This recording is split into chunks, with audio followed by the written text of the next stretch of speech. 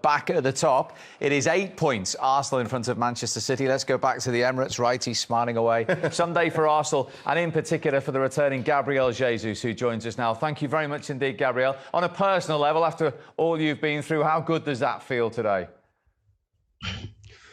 Hello, guys. Hello, everyone there. Nice. And so happy to be back to start the game again in Premier League, the league that I love and I have been here 7 years. So yeah, so happy to have come back with the team, and also of course I want to score every time, but the 3 points is massive in that period. I was going to say to you, Gabriel Jesus, about the frustration it must have been watching this team. How frustrating has it been to be out that long and now waiting to get back, knowing that the team need you so much? Yes, legend. It's normal. You guys play, and then you know the game. When you are watching from outside, it's no good. Yeah. But I was happy because the team keep the energy, keep the well played with the games. It's the most important games. We win. So yeah, it's still there. Now I have more power, more energy, and of course I want to play till the end of the season to help the team. Really well done, Gabriel. Thank you very much indeed for joining us there. Apologies for some slight sound issues, but he's happy. 2 goals, 4 for Arsenal as well. It still wasn't the highest to 8 at the top. 4-1 then against Leeds. Slow start from the Gunners, but the penalty was the all-important moment, really settled them down. Yeah, it was, yeah. And what you're seeing with City and with Arsenal, no matter how well you start, they're going to have a period in the game where they're going to put pressure on you. And in this case, obviously, Jesus getting in this kind of area is going to be a problem for anyone. You know, it's great skills in the end, you know, and the contact, like I say, yeah, it might be a bit soft for some people, but it's enough in this day and age to get a penalty. And, you know, he got the penalty and then Arsenal settled down after that. You see that? I think he got clipped there, but then there it was there on the knee. It's gone down and, you know, penalty given. And it was good for him, Michael, having not scored for Arsenal in the Premier League since October the 1st. It was. I think this is the best angle. You see a foot from Ayling onto the knee of Jesus there.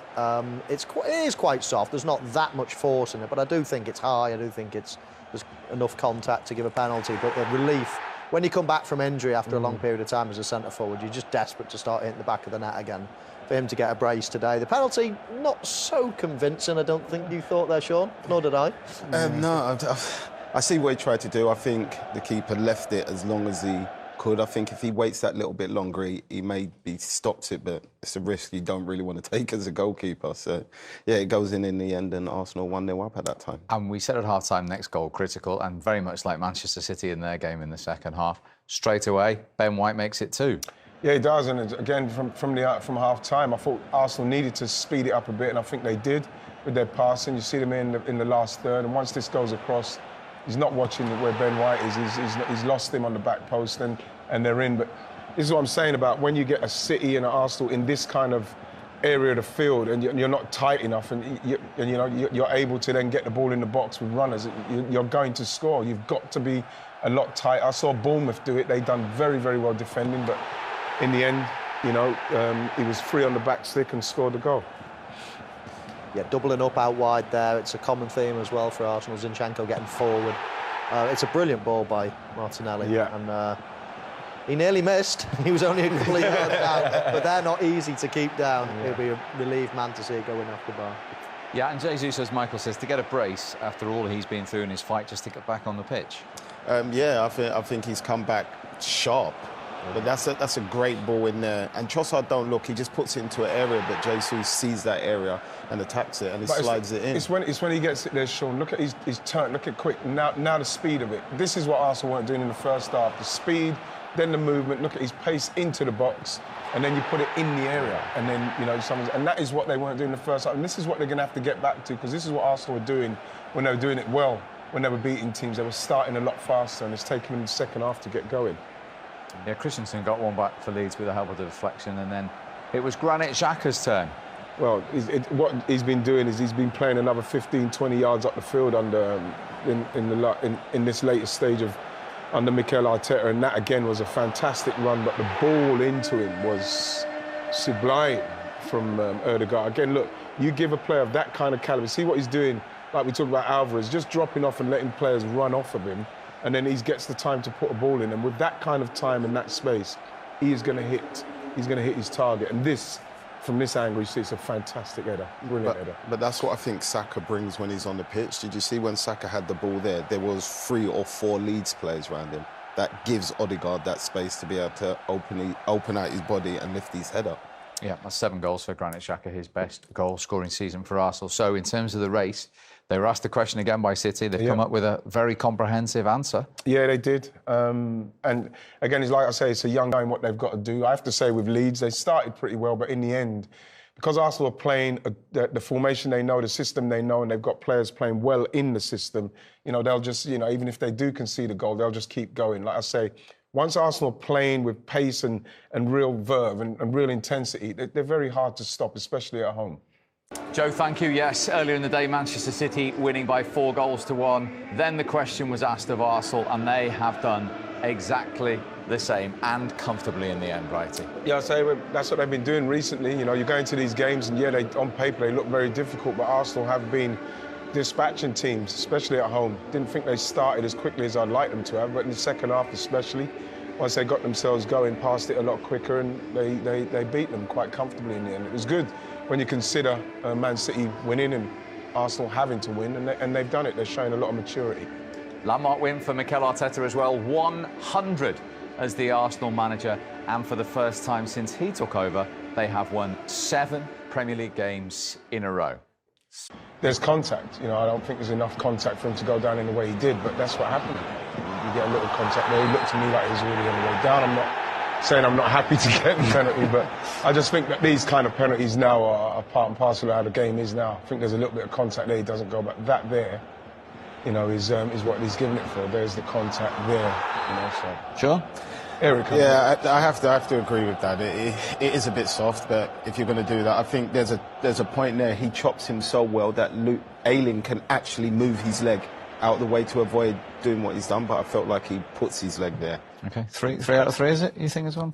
Yeah, he plays for it. He definitely plays for it. It's certainly not enough to knock him off his feet and send him down, but he catches him high. It's a clumsy challenge. I think it's a pen. Now, you noticed something very clever from Arsenal. Bukayo Saka is obviously the Arsenal penalty taker. Ødegaard had the ball, and then Jesus took it. Yeah, I've been noticing this a lot among a few clubs where the player that isn't taking it will take it and take the banter from the other teams and stare the keeper out, and then they normally hand it over to who is actually going to take the penalty, just to stay away from all that and keep his head focused on it. But I thought Jesus there was a little bit lucky with that finish for the keeper, to be honest. Do you think it's too close? Yeah, I think it was very close. And low. Yeah. It's still in a goal, though.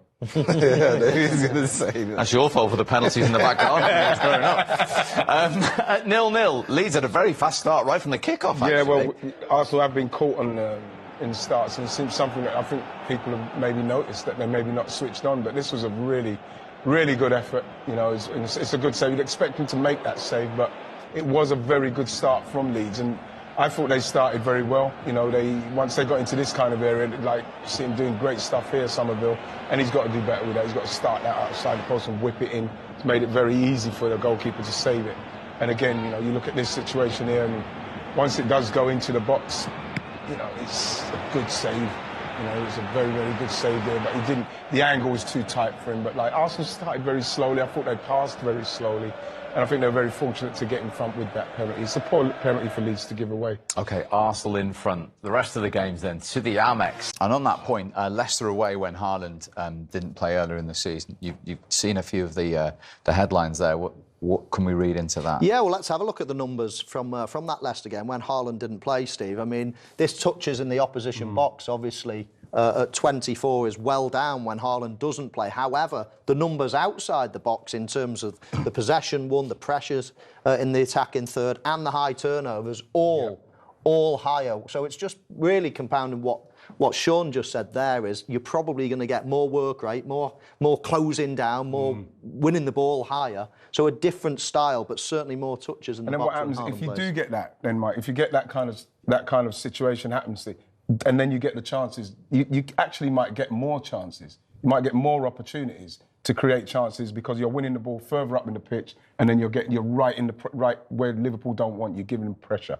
Well, Pep didn't commit there to how long Erling Haaland might be out, but of course we are beginning a huge month. It is always in the title race in any season. You always hear the Premier League managers talk about that, and as you can see, these are the fixtures now. They're busier for Manchester City, of course, because of those two outstanding games in the Champions League quarter-final against Bayern. And, of course, they're still in the FA Cup with the semi-final to come against Sheffield United as well. When you actually look at that, by the time they meet each other, Righty, if they both win all their league games, Arsenal would be 11 clear of City, but City would have 2 games in hand. Yeah, well, this is why I think that this is a very big game for Liverpool. You know, I think Liverpool have got to go. No, it's all seriousness. No, all seriousness. What you need, ideally, Steve, you do need for obviously Liverpool to win today, and then Arsenal later on beat Leeds, because I do believe they're going to need to win. City are going to need to lose a game at least, and Arsenal are going to have to win another couple of games to give them the cushion by the time they do get to play them. Because I think that they're going to need to be at least 5 points ahead of them by the time, 5 points ahead of them, even 8 points ahead of them before they play them, because then you've got a cushion. If you don't win the game, then it's 5 points, then it's up to you to finish it off. Or if they do win today, City and Arsenal don't, the pressure is what Arsenal are expecting, is what they're going to have to deal with. But you look at that, they've got a tough run themselves, City, and they've got the Champions League, which I'm sure they want to do. But like for me, Arsenal and the way they're playing, taking each game as come, I still fancy us to finish it off. Sean, I know City have been this course time and time again, but is there a concern with the obsession of the Champions League and those 2 huge games looming against Bayern that it could affect the Premier League? I think with the squad of players they got, I think it is doable. I think it's also disrespectful to basically say that they can't do it. We have to respect what Arsenal's done and what they've achieved and the way they've been playing over the course of the season. But I do personally think it's honestly doable. I think if they win this game, because today this is a big game for me, and Arsenal draws somewhere along the line and they win that game, it only takes a few points of them dropping for the gap for me to be closed up. And then it's a different sort of pressure. And it's that saying that, as I say, squeaky bum time for you, Dad, like at that time. So then I think we'll just go on and win it after that point. You've won 3 trophies in a season. When you keep winning, do you feel that momentum? Do you just almost notice not what the competition is? You do, yeah. I mean, absolutely. When you get on a good roll, especially at this stage of the season, it's very important. I can't ignore, though, the difficulty of Arsenal's run in there. I know 8 points is a lot. Man City with 1 game in hand, so it could be 5. Today is so vital for Manchester City. If they get beat or draw today, I think it's Arsenal's then to lose. I mean, Arsenal should go on and win it. But if Manchester City beat Liverpool today, I think that Arsenal's running is so difficult, and they've still got to go to the Etihad. I think it is a real toss of a coin title race. I was waiting for your response. Oh, dear. About the Emirates Stadium here in North London. I'm Derek Ray, and joining me here on the commentary box is Lee Dixon. And very much looking forward to bringing you action from the Premier League. It's Arsenal up against Leeds United. Yeah, thanks, Derek, as always. Pleasure to be here. I have to say, the atmosphere is fantastic in here, and I'm anticipating a really good game today. Hopefully, we won't be disappointed. And he's broken free. And he clears it out of harm's way.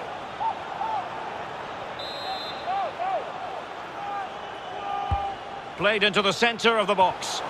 What an important piece of defending. Really closing him down. And this is the Arsenal starting 11. Bernd Leno stands between the posts. Thomas Partey starts with Granit Xhaka in the centre of the pitch. And the main threat in attack today should be Pierre-Emerick Aubameyang. Pierre-Emerick Aubameyang. He's in here. It's got to be a truly magnificent start. An early goal in the game, just what they were hoping to produce.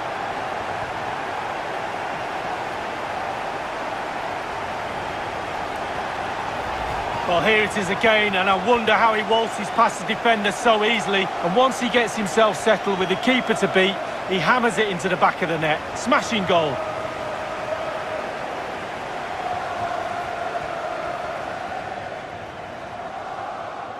Got to wait for the ball to come down, and he's very, very unlucky. Thomas. Nicely cut out.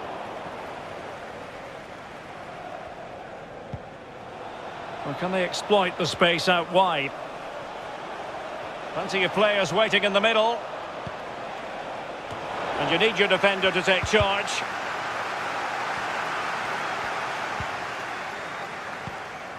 Thomas. And the counter-attack is on. Options available. Will they profit from this situation? Opportunity! Well, it's all going so swimmingly for them here. Another goal. And now it's a matter of avoiding any silly mistakes. Well, here's the replay. He's done really well to get his head up and pick out a teammate. But then there's plenty to do from there. He's hit it so well. Lots of pace, lots of power. And the keeper just can't react in time. Great strike.